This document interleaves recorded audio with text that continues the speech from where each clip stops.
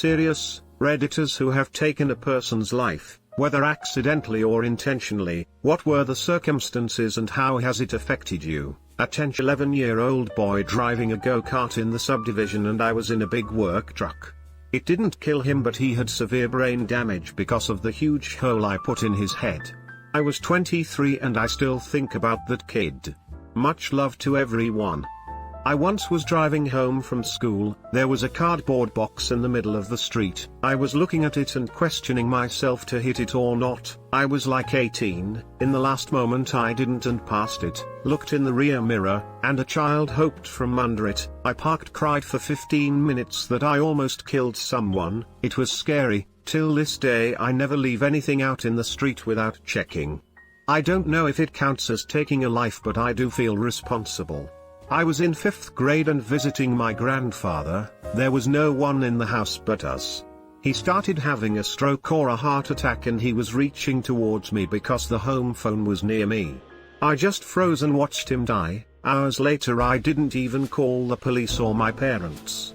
I've come to be very anxious when I see an elderly person and I try to avoid them, which has damaged the relationship between me and my grandparents that are still alive. I'm also a bit anxious when I'm in a house alone with one person. My boyfriend has been wanting me to move in with him but I prefer living at my parents' house with my parents and siblings. Although my grandpa didn't die in this scenario, I did have a similar freeze moment. My grandpa was drinking something and it went down the wrong pipe. In an attempt to not spit the drink all over the new carpet he just had installed, he got up and tried making it to the bathroom while coughing with his mouth shut. My mom was yelling at me to get a bucket that was right next to me but I didn't really hear her. He passed out and hit the floor face first. Woke up a few seconds after my mom called 911. He had a gash on his nose from his glasses and still got his drink on the carpet. Kids clearly don't do well in stressful situations. Neither do adults. Probably not exactly what you're looking for, but in the military I'd taken several lives. It was easy to just put it aside more or less at first but eventually I started to really think about what I'd done. I was always prone to depression and anxiety as a result of my FUBAR childhood, and this definitely did not help. I've had several fairly extreme mental breakdowns since I returned to the States. Best friend and I got into a fight over a girl. I ended up pushing him down a set of stairs, told him I didn't care. We went our separate ways. He went home. Was dead in the morning from internal bleeding. We were both angry fucks so people just assumed he'd been on the wrong end of a fight. It hurt me. The day he died in my PIN code for everything. Anytime I need to pick a date or 4-digit number, it's that one. I'll remember it till the day I go. Part of why I hate myself so much at this point. You should change that number, man. I know it has been set as default in your memory by now but clinging onto it will only bring back hatred towards yourself. I've effectively killed plenty of people as a former A2 nurse. I lost count after a while, but I worked in a number of major trauma centers, so quite a few. All the evidence indicated that they were going to die, but by extubating, pulling their breathing tube out, switching off their ventilator and life-sustaining drugs, I was the one who expedited their death. To be honest, it never seemed to bother me as much as a lot of my colleagues. We'd often get support if we'd had a lot of deaths over a short-term period, and we'd have to go through all our feelings, but I'd usually end up giving them the answers they wanted to hear, because they wouldn't really get that I genuinely was fine. Most days if you had a death you'd end up with another patient shortly after. I'd support the relatives as much as I could and wouldn't want them to feel in any way rushed, but my focus after they left would be on admitting and stabilizing a new patient. I had an elderly woman die and her son stayed lying in bed with her for about 7 hours. I finally had to tell him, it's time to go. Surprisingly that was what he needed and thanked me. 7 hours? Wow. I had quite a few relatives who wanted to be in bed, which I was always happy to oblige, but I don't think anyone stayed longer than 1 or 2 hours. I'm a nurse and my preferred specialty is hospice. The medications for pain relief we give also slow respiration and aid in the body's natural process of death. So by giving these I essentially take a life. As a hospice nurse I have also been bedside for people who do not want these medications. 9 times out of 10 I feel relieved giving these medications and helping it along because death is a painful process. I feel that it is a way I can care for them and send them off loved and comfortable, so I do not feel guilt at all. Future hospice patient here, stage 4 breast cancer with, hopefully, a few more good years to go. I say, from the bottom of my heart, fuck me up, fam. Thank you for the work you do, and I hope to have a nurse as compassionate as you. You're stronger than I will ever be. I'm sorry that you have to go through that. It must be such a struggle. With as bad as my mental health is, something like that will break me. I hope you live the rest of your life to the fullest, and I truly hope you get to do all of the stuff you wish for. Probably not the answer you're looking for, but my mom and twin sister died when I was born. My sister was going to struggle, they knew that she might not make it, but my mom started bleeding and they couldn't stop it. My oldest brother said my dad was different before. I know my dad loves me, but there is always this weird feeling between us. I'm so sorry to hear this. You know it's not your fault, right? I'm a doctor. When I was in residency I did a procedure on a patient in the ICU that perforated their bowels and they ended up dying. She had been intubated on pressors for over a month and was never going to wake up, but that was definitely the nail in the coffin. I've since had multiple patients who have died, and some I wonder if I could have done something differently, and do feel responsible ultimately, because I was in charge of making them better. The bad outcomes have really haunted me. I've had panic attacks out of nowhere. It has taken years of therapy to be okay. I have the opposite. I regret trying to save a life. I'm a nurse and I had a patient who was way into her late 80s. Had multiple issues. Had very advanced cancer with Mets. She was very weak and had advanced dementia. Couldn't even tell me her name. Very debilitated and underweight. Well, her family was very conflicted in making her a DNA. Half her family wanted it, the other didn't want any more measures taken. Unfortunately, the daughter with the medical power of attorney was the one wanting everything done. It was late in my shift. I was working a night shift, so daughter was asleep on the couch. I had noticed the patient was declining in status very rapidly. This poor frail 40 kilograms woman should have went peacefully. For a split second I told myself to pretend I didn't notice the decline and let her pass in her sleep. Instead I panicked and began CPR. Daughter woke up and insisted we do everything. I was doing compressions with one hand, could hear the snaps and crunch of her ribs. Her mouth was foaming blood as we intubated her. Her eyes bloodshot, staring blankly at the ceiling. Her face sheet white and cold. Yet we continued to assault this poor soul because we were legally obligated to do so. She later passed the next day. We had prolonged her suffering by a day. Forced her under the agony of a ventilator. Her death haunts me. I regret not letting her pass with dignity. Oh my God. That's horrible. I'm so sorry you went through that. I remember when I was a kid and my grandma was dying, I screamed and cried and fought tooth and nail to make my family take the DNA wristband off, but as an adult I know they made the right choice. She deserved a peaceful death and she got one. I did some hospice med management for the overnight shift. I did the whole morphine every hour to help ease suffering and guide them to a pain-free death. They never explained to me what exactly I was doing. After I helped this wonderful wizard of a man I did some research. Really interesting to find out what I was doing. I would be interested to hear you share your research and the conclusions you drew from it. Happened last year. Was driving out to a work site when a 9-year-old kid ran across the road. Was a Friday afternoon and meant to be leisure trip to show some of my colleagues our new project. I can remember the figure sprinting across the road as the boy was trying to get to his mother.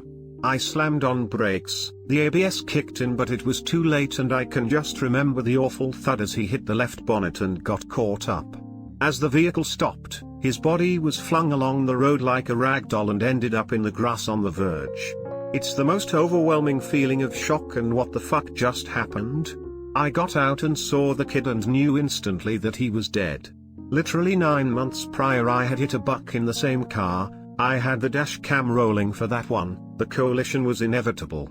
Unfortunately, my dash cam wasn't rolling for this incident, and as the child was under 12, the state had to prosecute me in court for reckless driving. I live in a third world country, so ultimately I had to pay off the traffic cops and judge just so they would do their job right and I wouldn't have a record. It's pretty fucked up. I still think about it a lot and get anxious when I see kids near the roadside, which is very frequent as most walk to school. I am also convinced that car is cursed. I have been able to come to terms with what happened and I don't blame myself. I just feel bad for the family and resent that fact that the event happened. Removed, removed, removed, removed, removed, removed. A car accident. It happened to be a little girl decided to run across the road without looking or stopping for a moment. Even though it was almost 10 years ago, I am still haunted by this event, and only her mother, when everything is in sight, saw it. So sorry. This is one of my biggest fears when driving. Every time I'm driving past parked cars, I'm on edge and watching extremely vigilantly for someone or something to pop out unexpectedly. A 12-year-old boy rode his bike in front of my car and died. It fucked me up for a long time. I definitely had PTSD. I did a lot of drugs to compensate. I didn't invest in having a good future because I didn't feel like I deserved one. I still don't, but now I have a family and they deserve a good future, so I make an effort. When my kid got to 12, I thought about it a lot. She's 14 now. I know the accident wasn't my fault, but it still feels like it was.